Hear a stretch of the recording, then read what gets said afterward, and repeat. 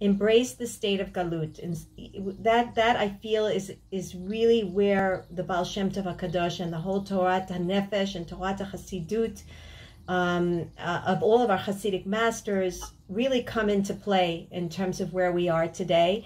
And that is in that place of being able to embrace the fact that we have an obligation to heal. But it's a program that really came about due to a lot of requests from a lot of women from so many different walks of life who are really struggling in their relationships, with themselves, struggling in their relationships, with others. Of course, the relationship between higher and lower self, relationship between themselves and Hashem. And the basis and the foundation of the Healing Hearts program is really to help us understand that we are here out of obligation to heal. We have to heal. You know, the Geula train, we're all on it. We're all pacing forward. All roads, as I love to say this sentence, every time I say this sentence, I feel like I want to cry. I always say all roads lead to Yerushalayim. That's like my new axiom of life. All roads are leading us to Yerushalayim. In fact, as I have something that I want to say that I'm sure I'm going to break down a little bit when I say it. And it kind of like, you'll see how it all sort of formulates together. But when I say that we all have an obligation to heal, not just for our own sakes, but we have an obligation to heal for the sake of our ancestors. Because our lives are not just about us. We are living our lives and we think, oh, you know what I'm going through right now with my husband, with my children, with my neighbors, with my friends, with my boss. This is not about me and me. This is about something that I must have picked up somewhere in my family tree. When we talk about healing our hearts, we're talking about healing our consciousness from deeper levels of self, layers of self that we never even are conscious of, we're not even familiar with. And the whole idea of exiting galut and exiting the mindset of being in exile, galut hanefesh, galut hada'at, the soul feeling imprisoned, the mind feeling imprisoned, is we need to understand that the soul really is to some degree in prison. The soul really is entrapped. It's entrapped in emotion. It's entrapped in mind. And we are here specifically not to be, we shouldn't be afraid. We shouldn't be alarmed. We shouldn't be taken by surprise even that we're facing these types of experiences and challenges. What we need to understand that the people, and this is such an important factor, and as we're going into the next 2 weeks, leading to Pesach, which are tense times for many of us, we need to understand that every time, but it's not just for Pesach, it's in general, every time someone presses a button, the button called trigger, are you upset yet? Trigger, are you angry? Trigger, do you feel taken advantage of? Trigger, do you feel that I abandoned you and I'm rejecting you? Trigger, do you feel like you're giving me love and I'm not receiving it? And etc., XYZ.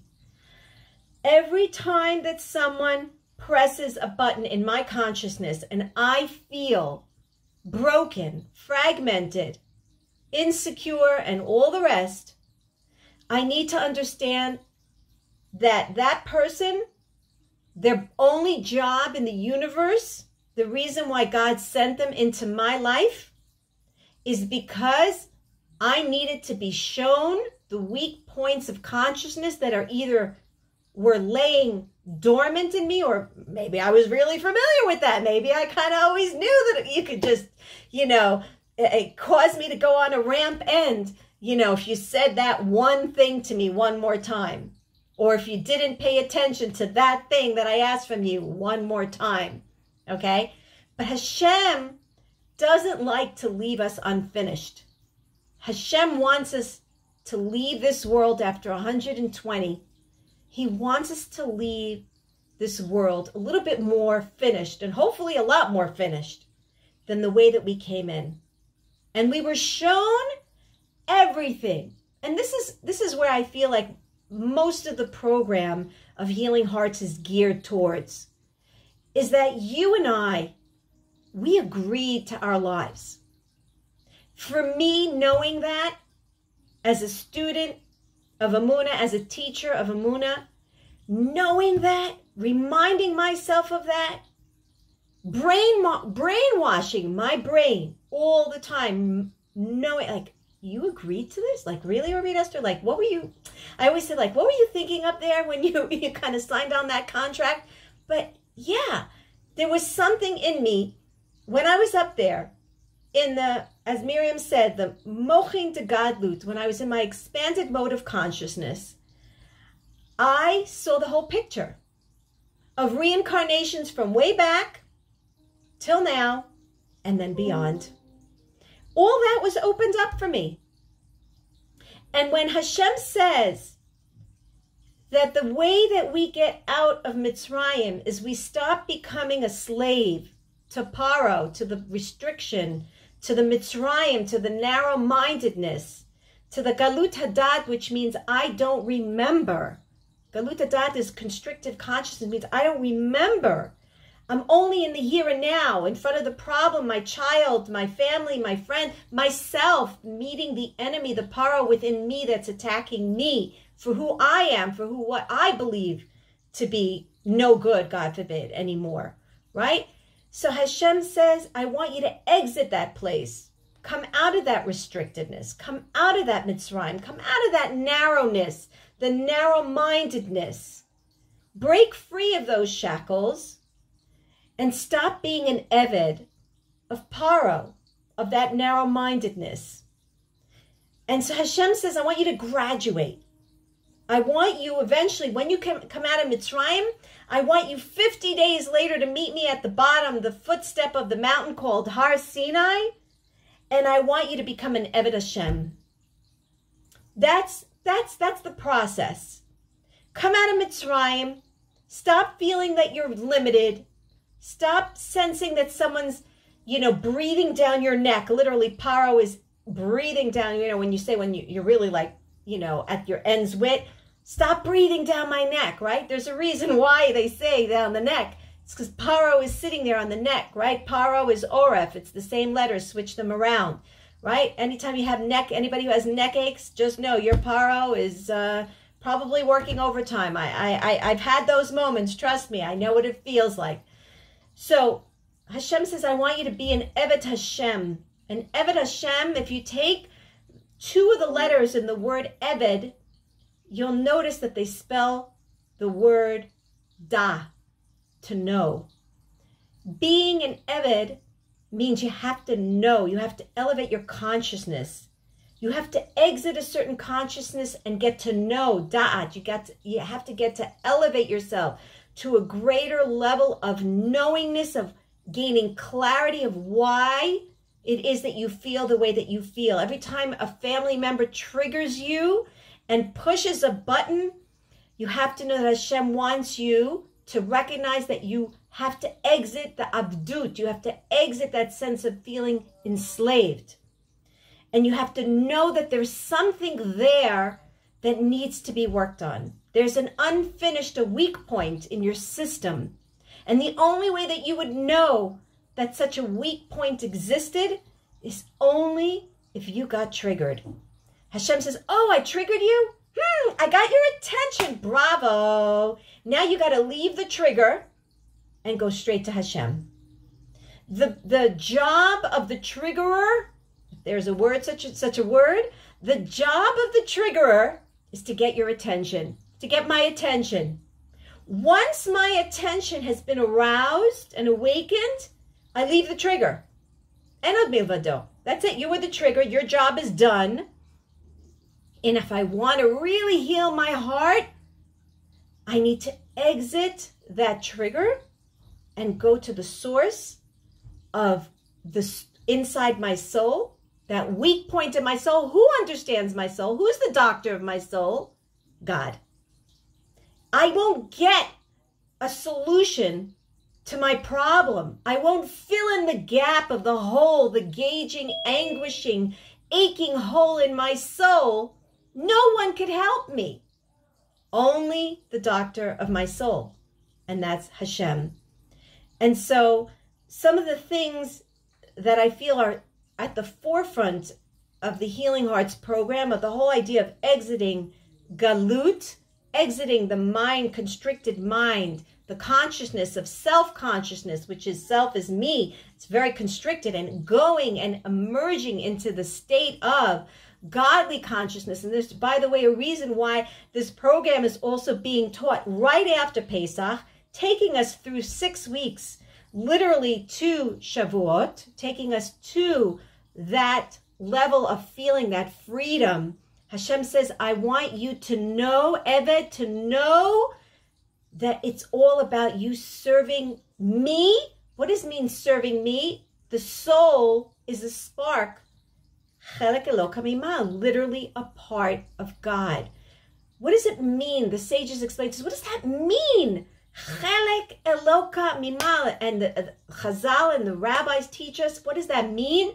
It means that just like you would take a granule of sand from a mountain, and if you look if you take that grain of sand, of dust, from a big mountain, and you'd put it underneath a microscope, and you check to see the elements, the chemical elements, the molecular structure of what's going on in that little granule, you would find that the composite in that little granule is the same composition as the big, gigantic, humongous mountain.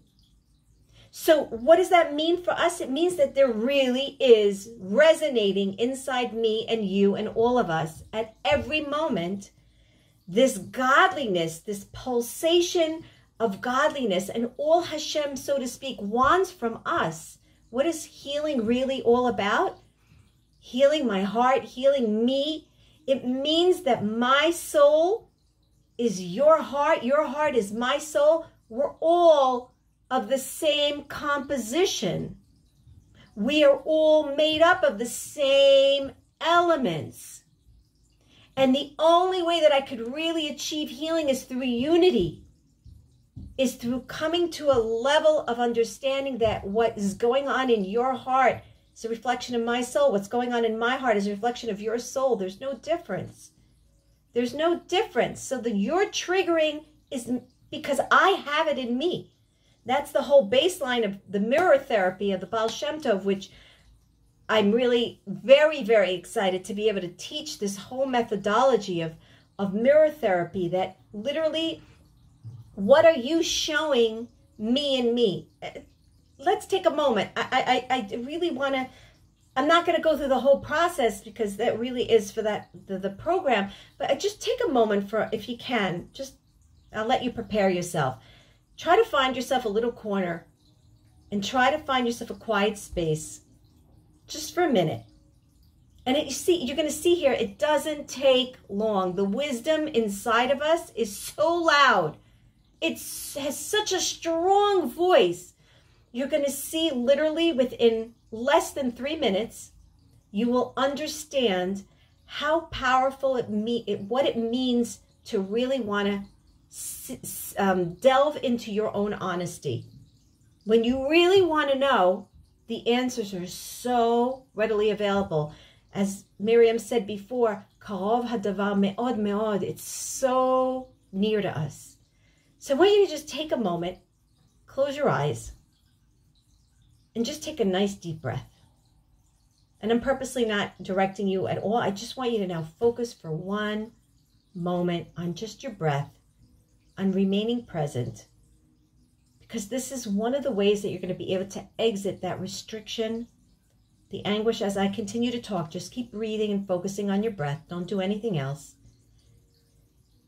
Is one of the ways that we're going to be able to exit out that constriction is by opening up the mind and trying to see patterns, trying to learn lessons, trying to elevate my current situation and see a broader, bigger message and picture in it.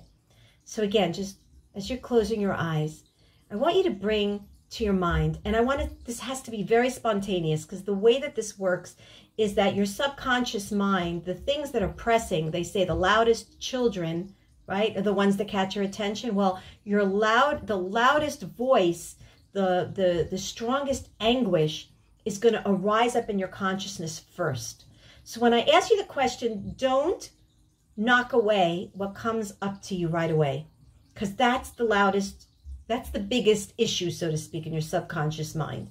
Okay, I'm going to ask you now, think of a challenge that you're going through right now, and think about the person that's connected to that challenge right now.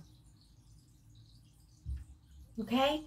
And when you're in that point, when you're in that state right now, I want you to think about, what do you see that's reflecting upon in that situation?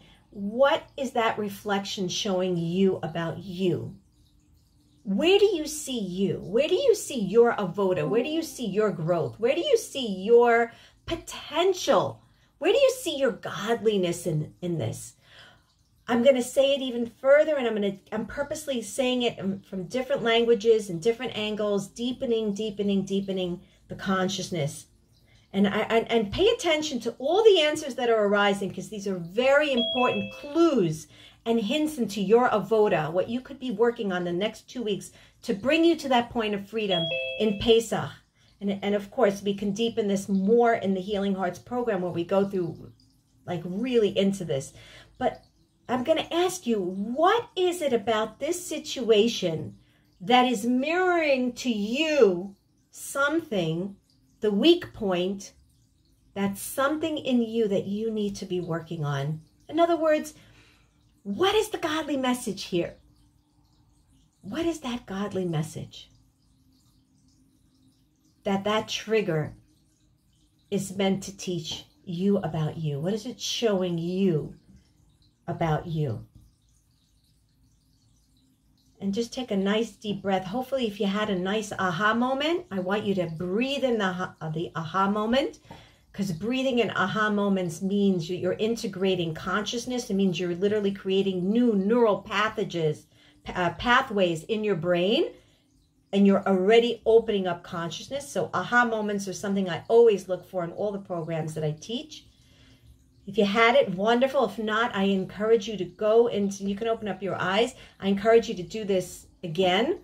And again, we're going to deepen this process in the Healing Hearts program. But one of the things that's really, really important is that anytime you sense this trigger in you, you should try to practice this exercise and try to bring it to a point of a message in the bottle. And why is that important? And I'm going to just jump right away to it. One of the things that we learn, a 3-step transformative process in any growth, any pattern of growth that we want to exit the galut, exit the exile, go into geula, go into consciousness of expansion and geula and redemptive consciousness. The Baal Shem Tov HaKadosh teaches us, and again, something I'm going to get much, much deeper into in the program. He teaches us a 3-step process that requires a lot more than even the 6 weeks that I'm going to be teaching the Healing Hearts program. But it's important to get to know the concepts and to understand how it works. So there's a process of submitting / surrendering. That's step 1. Number 2 is separation, the discernment, the tearing apart.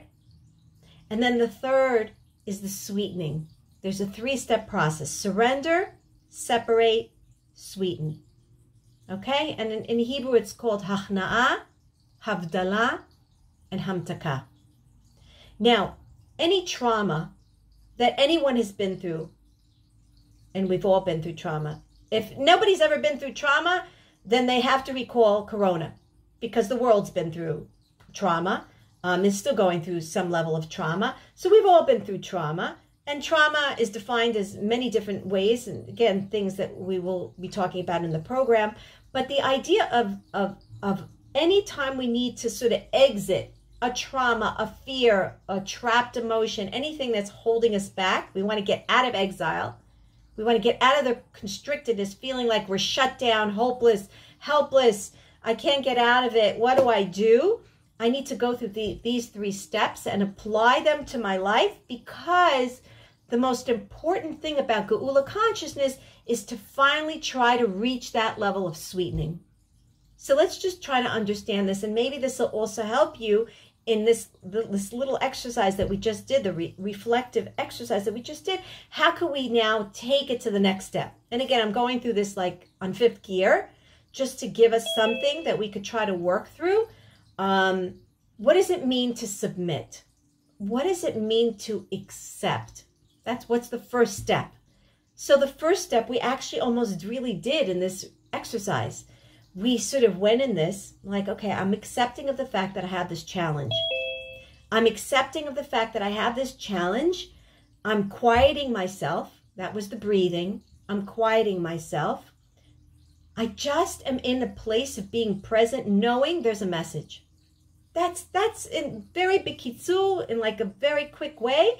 That's kind of that's submitting, surrendering, just being in the silence. Anybody who has been, I don't know if anybody from here is on the Or Talks, the podcast. It's on SoundCloud. It's also WhatsApp. You're welcome to join. It's a free podcast that I put out a couple times a week. So I've been talking a lot about the idea of the silent cry of Geula. There's a class even tomorrow from Nishmas about the idea of the silent cry of redemption, and just the whole idea of being silent. That in my opinion, I think this is a tremendous avoda that we're all going through right now, is just to be in that submittance, that humbling, that lowering of the heads. Even as I say the words, my head automatically goes down, and this sort of this holding back of recognizing that I'm humble enough to say, I don't know. I don't know what you're doing up there in your workshop, Hashem. I don't know. But I'm going to stay in my silence. I'm going to recognize one thing I know for sure. I'm going to accept it. I'm going to accept whatever the challenge is, knowing, that's the key, knowing that there's something else going on here. I'm already expanding my restriction.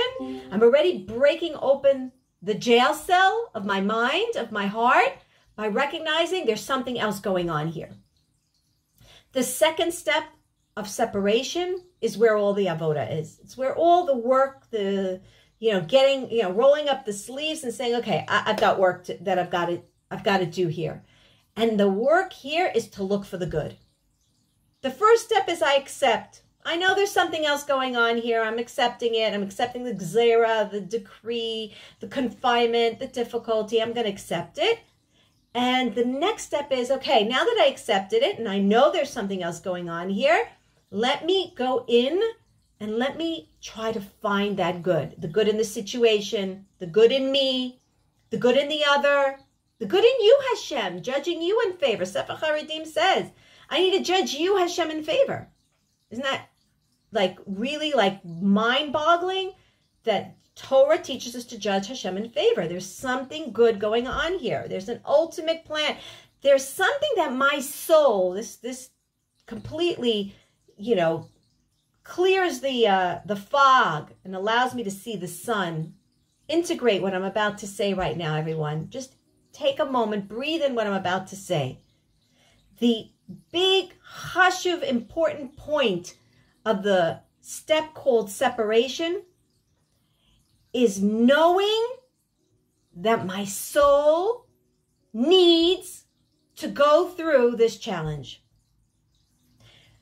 When I say these words, my soul somehow, some way, somewhere needs to go through this.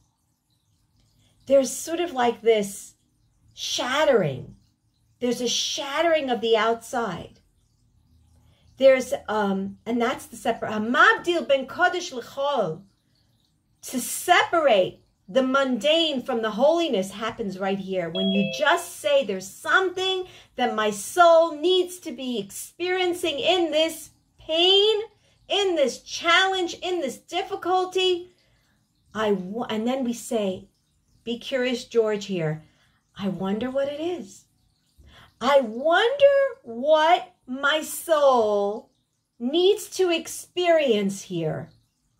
What emotion is triggered in me, and how can I begin to elevate it away from the it's bad, I'm in pain.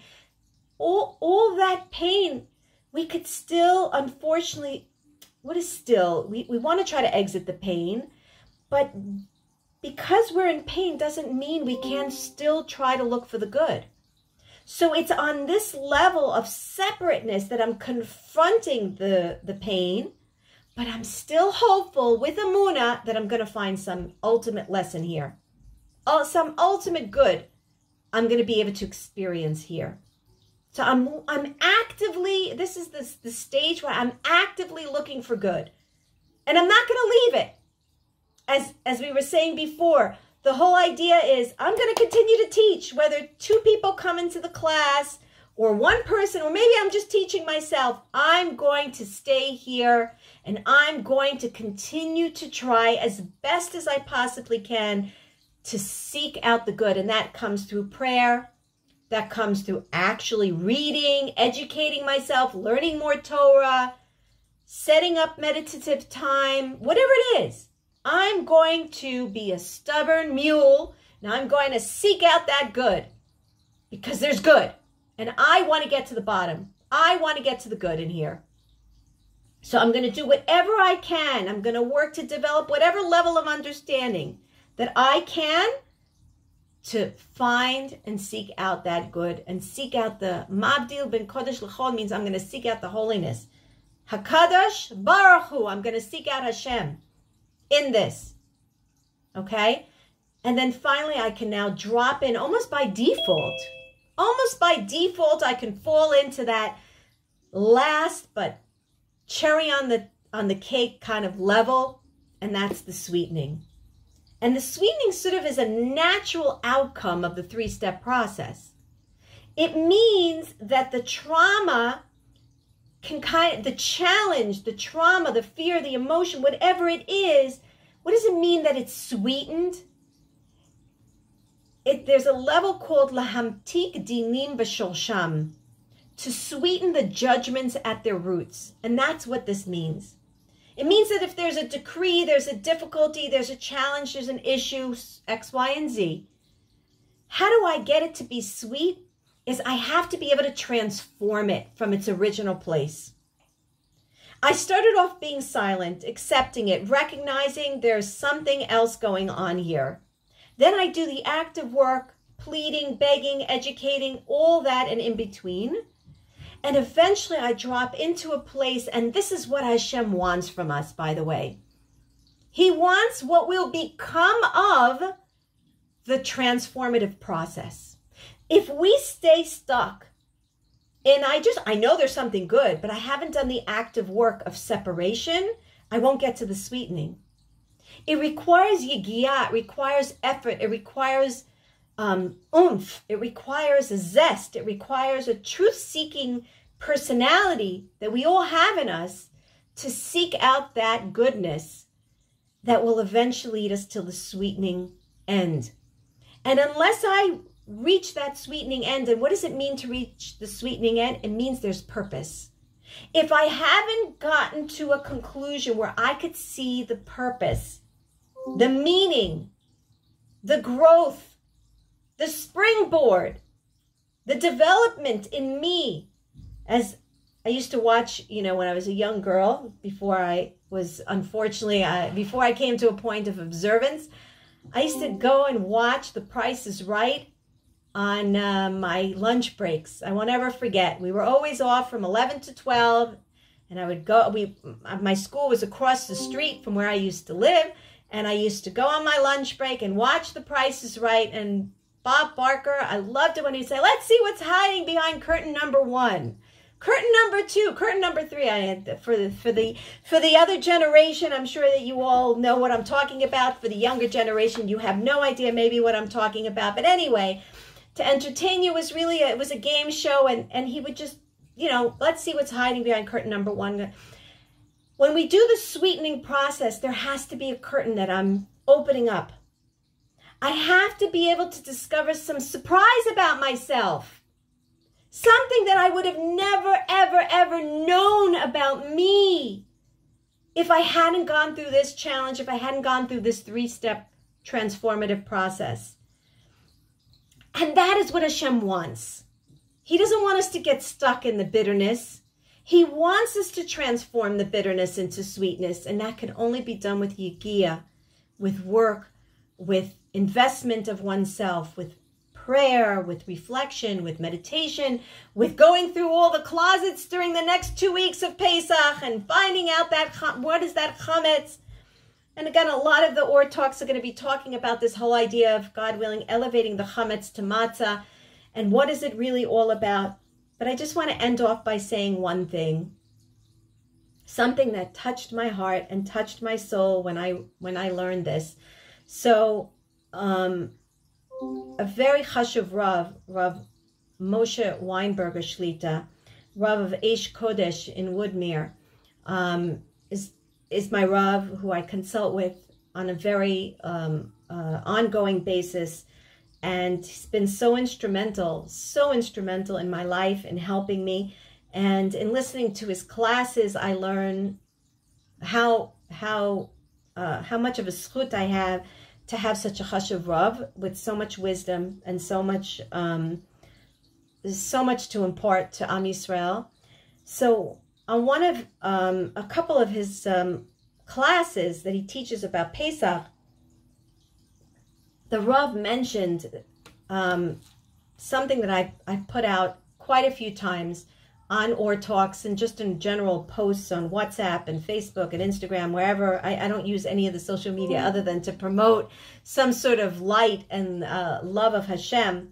But one of the things that I've put out there, which has been very instrumental in my life over the last couple of weeks that I've learned, is he said something, and again, I'm paraphrasing, although I do have it written exactly here in quotations, but one of the things that the Rav said was that at one particular Pesach Seder, the Kedushat HaLevi, Rav Levi Yitzchak mi Berdichov, Ben Sarah Sasha from Berdichov, when I, take women. At one point we were going to Uman in the Ukraine. Of course, we always visited the gravesite and the kever of the tzaddik, Rabbi Levi Yitzchak, Zchuto Tagen Aleinu v'Kol Am Yisrael. So Moshe Weinberger mentions that at one of the Sdarim, at one of the Pesach Seders, Rabbi Levi Yitzchak, of course, invited, the children, Manishtana, to say the 4 questions. And after that, he would repeat the 4 questions. And in between their reciting the 4 questions, he stopped for a moment and he sort of allowed his head to drop into his hands. And everyone was surprised. We need to continue on with the Seder. Why did the Rav stop? And at that point, he looked up to Shemayim and he said the following during the Pesach Seder. He said, Hashem, I have a lot more than 4 questions to ask you. I'm left with a lot more than 4 questions. And I'm afraid to ask them. I'm afraid to ask those questions to you, Hashem. I'm afraid to ask you why such and such is sick, and why this couple can't have children, and why this young person passed away at such a young age. And I'm afraid to ask you why this one's been davening for a zivug and they can't find their soulmate, or why this couple has a child who's quote unquote, I don't like to use the term, off the derech, and not committed to Torah ways, and it's bringing such anguish and such heartache. I'm afraid to ask those questions. But I ask of you, Hashem, Rabbi Levi Yitzchak says, I ask of you, Hashem, one thing I ask of you, Hashem, in the way that you know how to do this. No one else could do this. Only you could do this. I beg of you, Hashem, I plead and I beg of you to infuse into my heart the ability to accept and to serve you as an Evet Hashem in spite of the pain. In spite of the pain that I have in my private life, in spite of the pain that I witness around me, in spite of the questions that continuously invade my heart and my mind and my essence, I beg you, please, Hashem, make it known to me. Make it known in my heart, only the way that you can, that all of this suffering, all the suffering, again, that I'm going through, that I'm witnessing, is all serving a greater purpose. That there is a sweetening here. That there is a reason. That there is light emerging from this place of pain. That somehow, some way, something is being repaired here. In whatever way it is. Something good is emerging from here. And that from this lost feeling, things are becoming better. And Geula is emerging from this place of constriction and difficulty. And then he ends off by saying, let it be for your sake. I just want to know that all this is for you, Hashem. Lema'ancha Hashem, lema'ancha bilvad. Only for you, for your sake. And with that, he continued the Seder. That's what the Seder is about. Making Seder. Making an order in my brain, my chaotic brain that's telling me all these mishkabobbles, and I feel constricted, and I don't see the roadmap of where I'm going. That's the whole purpose of all this process, of all of this healing that we are obligated to go through. All of this exiting of the constriction, of the imprisonment, is only so that we can get to the Seder, that we can get to an order in our lives, that we could see some sort of structure and a pathway, and that all this is leading us. As I said before, all roads are leading us, and that's how we end off the Seder. The Shana Haba'ah B'Yerushalayim Habnuya Be'ezrat Hashem, Amen. We want to just know that all this Seder is leading us to Yerushalayim. And that's what Rabbi Levi Yitzchak is saying. And that's what we should be saying, leading us to Pesach and then beyond. And that's what the whole idea of the Healing Hearts program is all about in general. That's the Or Emuna Energy Institute, the Daily Dose of Emuna. That's what this is all about. It's revitalizing, it's renewing our consciousness from an Emuna perspective, so that even if I'm in the question mark, I could still stand strong with my 2 feet on the ground, and I could still feel like I matter, that I belong, that what I'm doing is making a difference, that I'm repairing something, and some light is emerging from this whole big mishkabobble that appears to be arising in front of me and within me. And that's what it's all about. It's about Emuna. It's about declaring our Emuna and saying that even though I don't know, but I believe that there is good. That I know. I know that I believe that it's good. I don't know what it's about, but I know that I believe that it's good. And I believe that that's the level that we need to be, God willing, striving towards today, because there are a lot of questions that are left unanswered, and there are a lot of moments of pain. Let's just remember that there's a knowledge, there's a there's a dalid ayin in the word eved. There is something that we need to be learning. There's something we need to be knowing. There's an emotional transformation that we need to be experiencing. And Be'ezrat Hashem, we will be successful in doing that. I think right now what we need to do at the most and at the forefront of all of our avoda is to not give up hope. Not to give up hope for a moment, that all roads are leading us to Yerushalayim, and there is a seder, and there is a plan, and that there is that Hashem is here with us, for us, surrounding us, embracing us, lifting us, moving us, guiding us throughout this whole process. And Be'ezrat Hashem, we just have to stand strong in our Emuna, believing and trusting that there is good that is emerging from this, and just knowing that there is good that's emerging. Hi everyone, it's Orit Esther from OrEmunaEnergy.com and DailyDoseOfEmuna.com, energy practitioner and author of the Turnaround book series. And I'm very excited to further explain the depths and the transformation that, God willing, all participants joining the upcoming Healing Hearts program starting April 8th, right after Pesach, taking us through the Omer weeks, the weeks of developing into our true self. I'm very, very, very excited to be teaching this new program. This has definitely been a work in progress.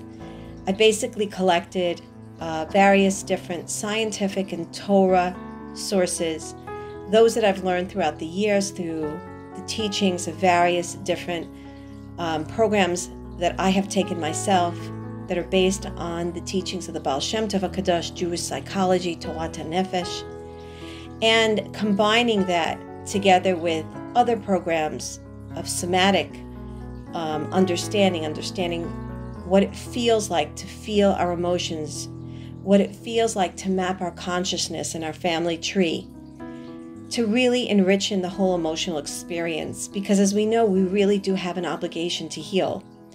We are in a galut, an exile of the nefesh, of the soul, and we're also in the galut of our da'at, of our knowledge. Our mind is limited. And the program, the Healing Hearts program, is going to teach us how to gain clarity, how to understand the deeper messages of life. Our relationships tell us so much about ourselves.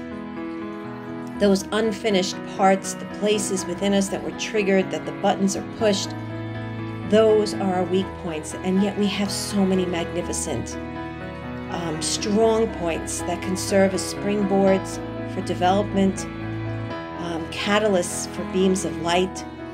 And we're going to be asking a lot of questions. It's a very hands-on, tangible program.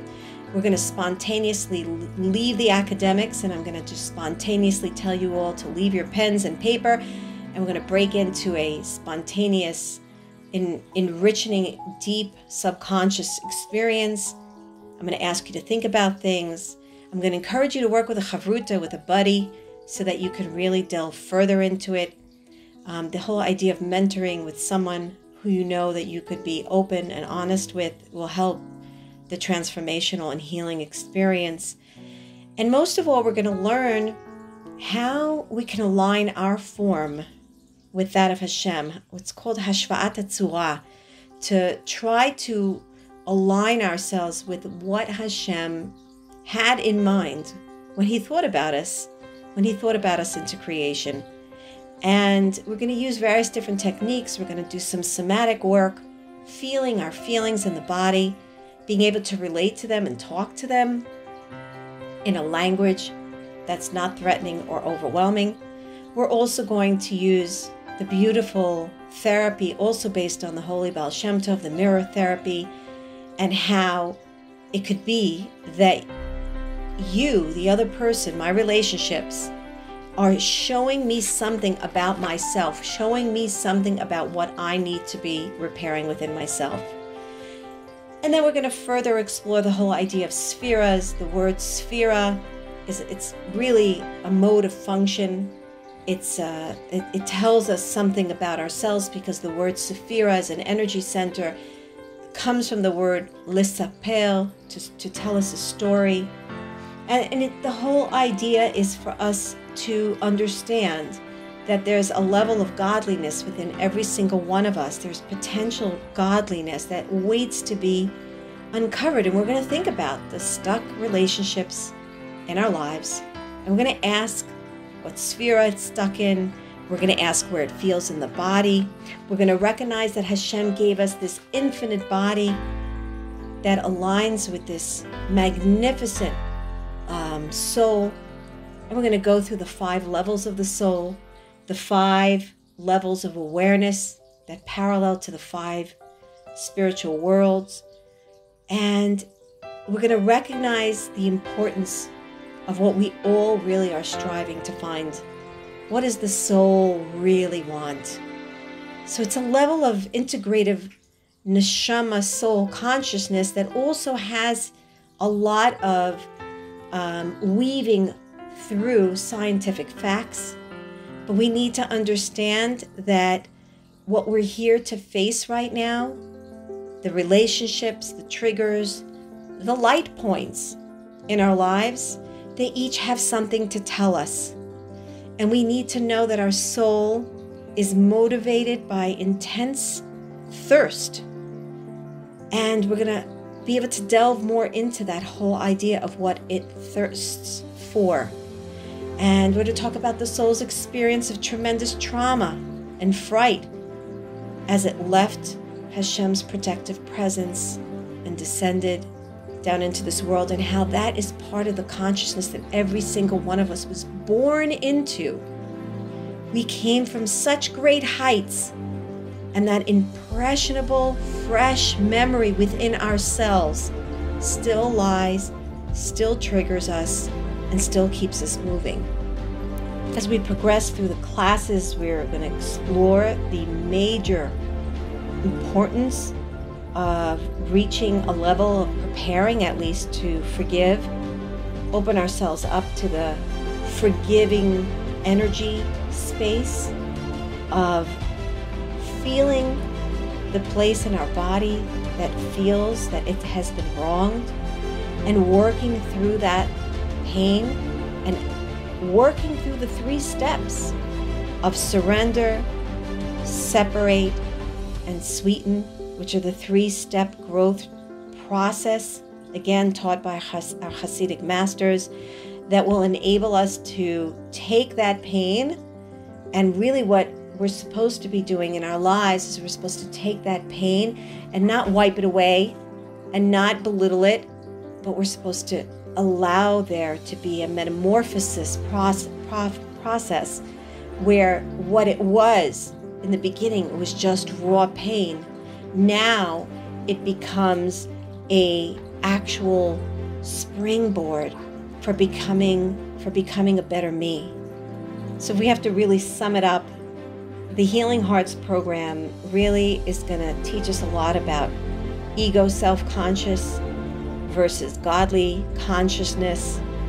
We're going to go through the importance of remaining silent, of singing when appropriate, and how the power of nigun and singing has such immense healing powers, the whole power of sound, sound energy, sound healing.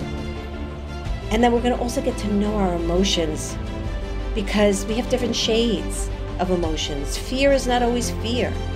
Anger is not always anger. We're going to get to learn the language of our emotions, because each emotion has something magnificent to tell us, and we shouldn't just rush to exit out of it.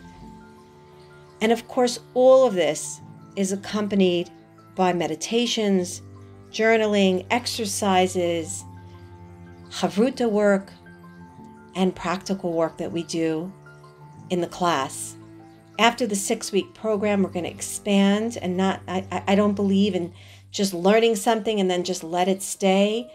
I'm hoping that we're going to be able to form, all of us as participants, a Healing Hearts circle that will continue to meet on a almost monthly basis as a sense of support in continuing the work, because I feel like any process needs the continuous learning, expansion, and practical follow-up. So it's a type of program that I guess I wish I could join, but because I have yet to had discovered one, I decided Hashem, put it in my mind to put together this very, very healing healing our relationships, healing ourself, healing our relationships, you know, between my higher and lower self and me and another and me and Hashem program.